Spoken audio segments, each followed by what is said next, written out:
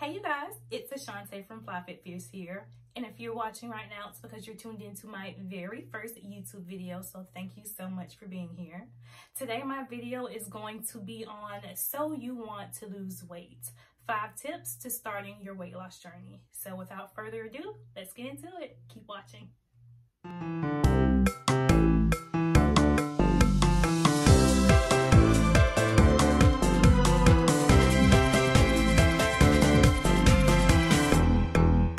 So the first thing I wanted to talk about is going to be setting goals. More importantly, setting realistic goals.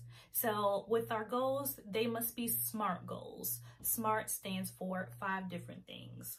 Our goals must first be specific, so they must be targeted to a specific thing. They must be measurable, so we must have some way to measure these things. They must be attainable. They must also be realistic. So speaking of realistic goals, am I wanting to lose 10 pounds in 3 months, which is realistic, or am I wanting to lose 10 pounds in 2 weeks, which is unrealistic?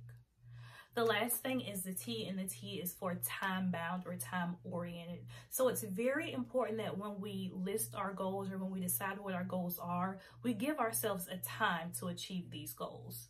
So keep all these things in mind when you are setting your goals for yourself. Is my goal specific? Is it measurable? Is it attainable?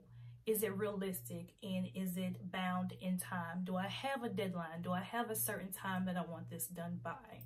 That time is really important because a lot of the times if we don't give ourselves a time, we forget about it and it doesn't get done. So give yourself a time to reach those goals. If it is a short-term goal, make sure it's geared for the next 4 to 12 weeks or the next 1 to 3 months.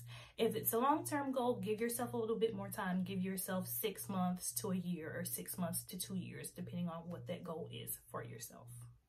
I know for a long time, as long as we've been going to school, we've heard that everybody needs 64 ounces of water a day. So 8-ounce glasses is what we've basically been told for most of our lives is what is normal or what is needed for each individual.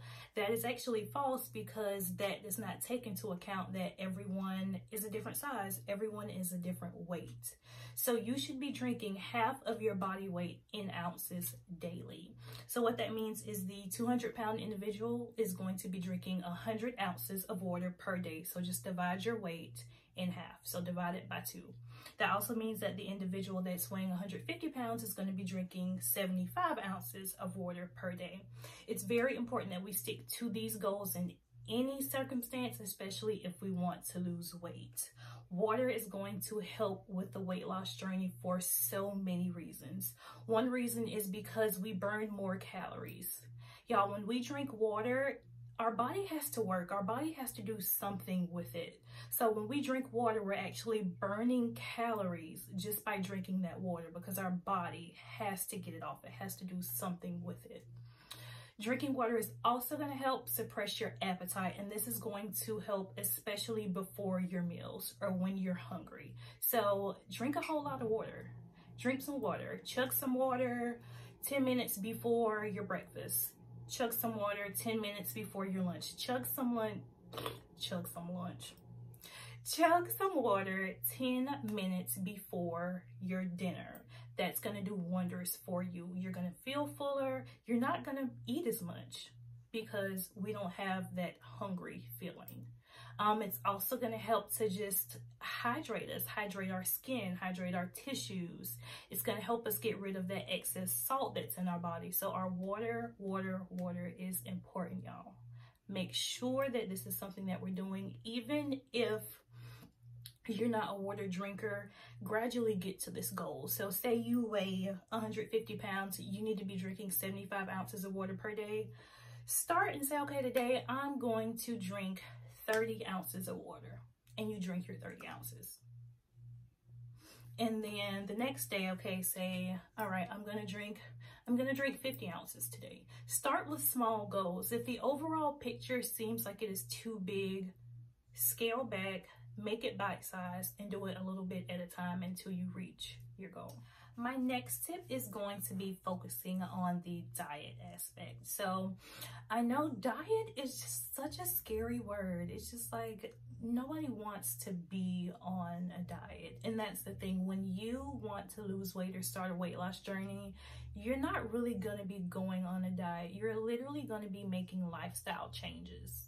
So treat it as that. Don't think that it's something that you're going to be able to do in a couple days or something that you're going to be able to do in a week, because it's not.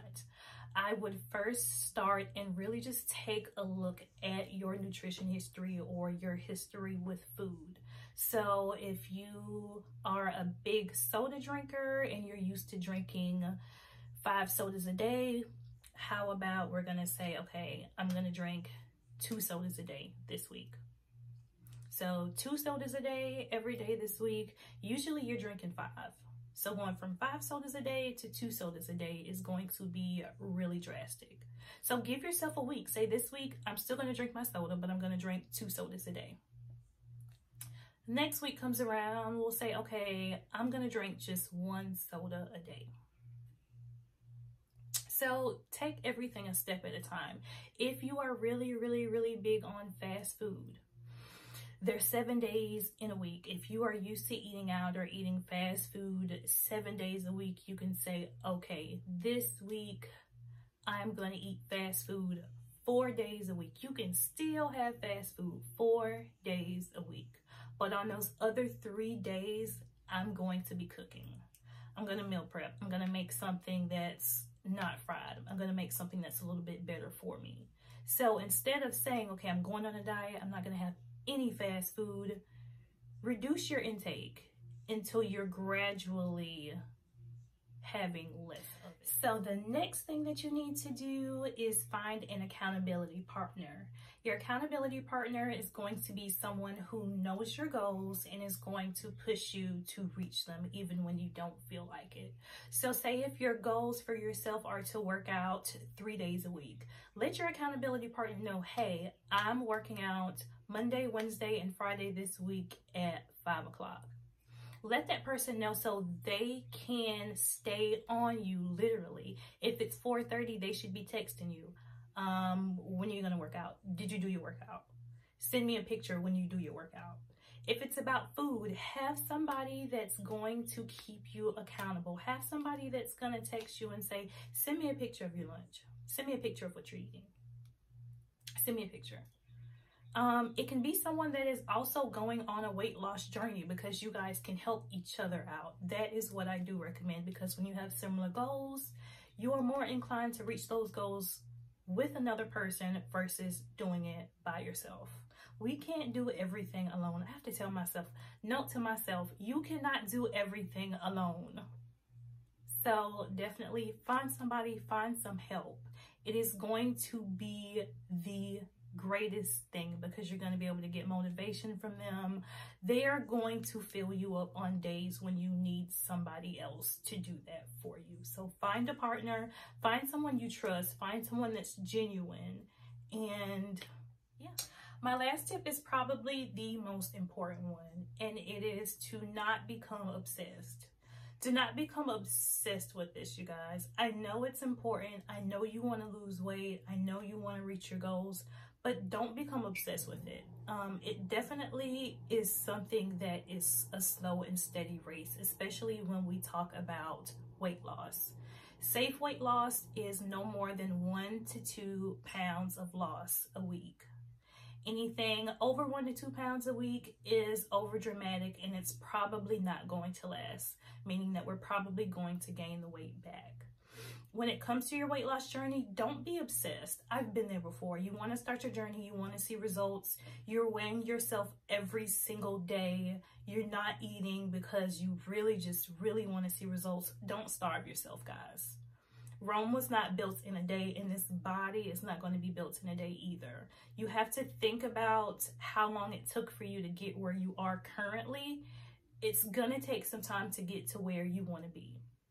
So don't obsess yourself with the scale, guys. I've been there. I've been weighing myself every day and wondering, like, why is it the same weight? Or if I'm a pound heavier, I'm mad or I'm upset. Don't do it.